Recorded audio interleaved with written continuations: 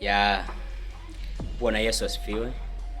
Unamsikiliza Apostle Ndabaha JS.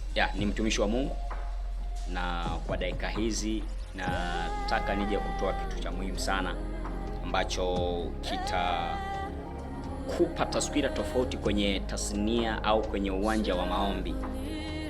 Kuna namna tofauti za kuomba ambazo ukiweza kuzihusisha kwenye maisha yako ya kila siku, utajikuta unachokiomba unakipata bila kuchelewa.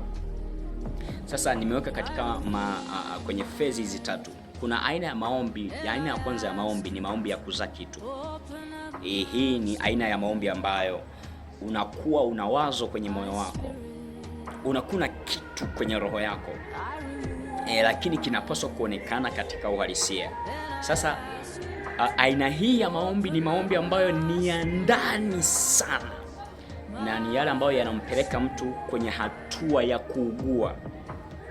Anasema Roho naye hutusaidia kuomba kiasi cha kuugua, So dimension za wewe kusaidiwa kiasi cha kuugua kumefichwa kwenye aina ya maombi ya kuzaa kitu. Unapona Roho Mtakatifu anaugua ndani, una grown in the spirit, ujue there must be something ambacho kinapaswa kuzaliwa, kipo rohoni, kipo kwenye moyo wako, kinapaswa kuzaliwa. Na hii hapa mara nyingi imefichwa pia kwenye wewe kukosa utulivu. Anasema hivi kwenye kitabu cha Isaya cha Yeremia, anasema kwamba utawezaje kutulia ikiwa Bwana amekupa agizo?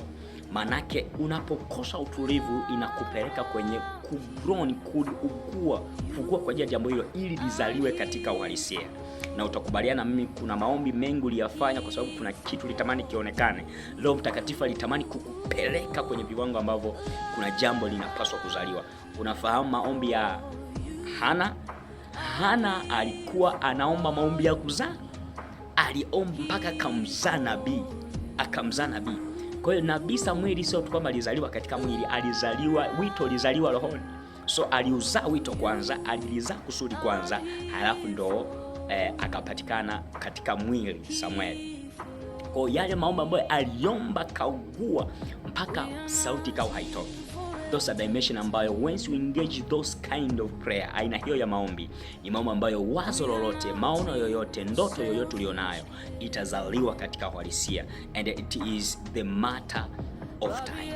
Lakini pia kitabu cha Isaya sura ya 66 mstari wa 8 anasema, je, taifa laweza kuzaliwa siku moja? Laweza kuzaliwa mara?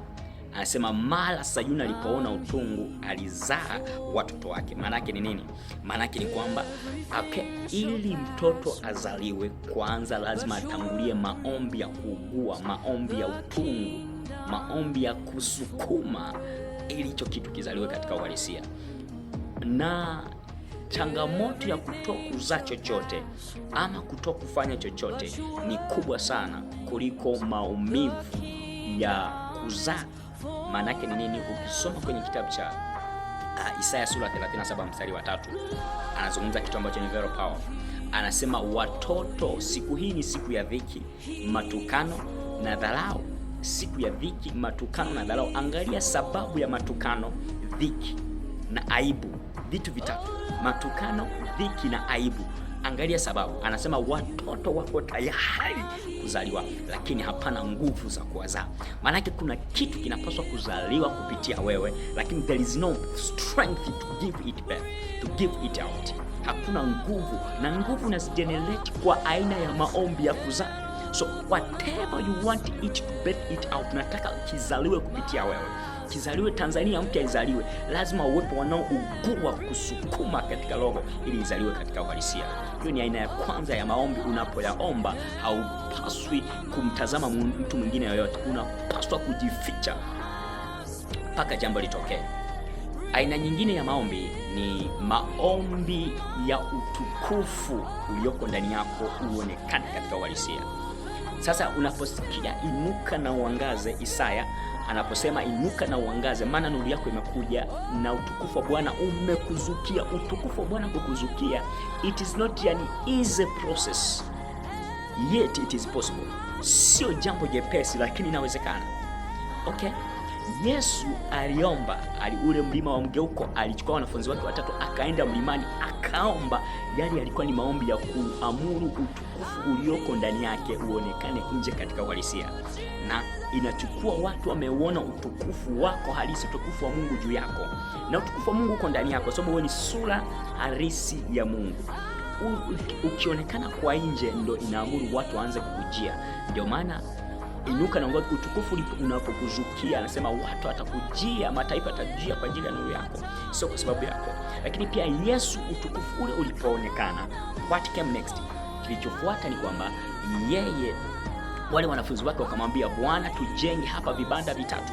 Kwa nini? Waliuona utukufu wake. Sasa nisikilize, Yohana sura ya 17 mstari wa 3, Bwana Yesu anaomba, anasema, Baba, unitukuze kwa ule utukufu niliokuwa nao mbinguni nilipokuwa pamoja na wewe. Maana yake ule utukufu upo, lakini anapaswa kutukuzwa. So dimension ya kuwa glorified inatokea pale ambapo umeengage deep down in prayer. Kuna maombi ukiyaomba yanafanya uso wako ugeuke, roho yako, utukufu wa roho yako na nuru ambayo iko ndani yako ifunike mwili na uanze kukubarika kuliko hapo awali. Haya ni maombi ya kuamuru utukufu, kufyonza, to press the glory that you carry to come out for the sake of the kingdom of God. Hilo ni jambo la muhimu sana. Na jambo la mwisho ambalo nataka nigusie, ambalo ni maombi unapoyaomba, take it very serious. Stand it in prayer. Zima simu, fanya chochote unachoweza.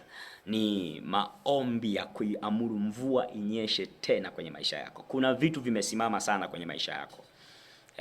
Vitu vimesimama kwa muda mrefu. Huenda alikuwa wewe umesema ngoja nisimame kwanza huduma, ngoja nifanye. Vitu vimesimama. Na haya ni maombi ambayo tunajifunza kwa Elia ambaye alisema mvua haitanyesha ila kwa neno langu. Nisikilize, neno lake halikutoka tu kuamuru mvua ambayo aliizuia isinyeshe.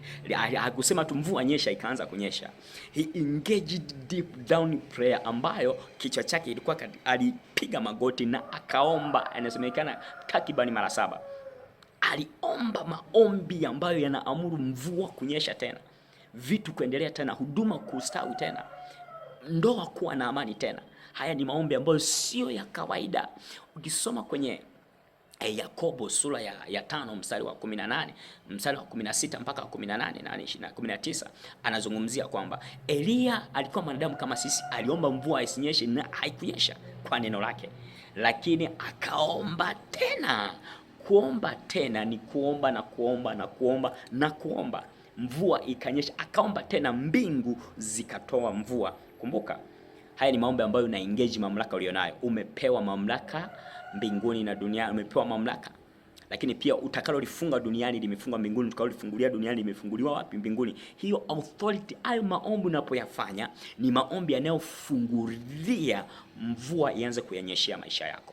Hiyo ni aina 3 za maombi muhimu kwa mtu yeyote ambaye anataka kufurahia kwenye uwanja huu wa kumomba Bwana na kuyafurahia maombi. Hatuombi kwa sababu tunahitaji tu vitu. Tunaomba kwa sababu maombi ni sehemu ya ni sehemu ya wewe na mimi kumsogelea Bwana na kukana Bwana na kumfanania Bwana. Ili tuweze kumfanania Bwana katika sura halisi na mfano halisi, maombi ni kioo ambacho kinaenda kufunua uhalisia wa Mungu kwetu, na sisi tunamfanania Kristo kwa namna nyepesi sana. Tunaomba kila ambacho neno limesema, hatuombi maneno yetu, tunaomba sawasawa na neno, ni katika jina la Yesu. Haya maombi ya ombe, pata muda uyaombe, utaona utofauti sana kwenye eneo lako, kwenye huduma yako na kwenye maisha yako, katika jina la Yesu. Amen.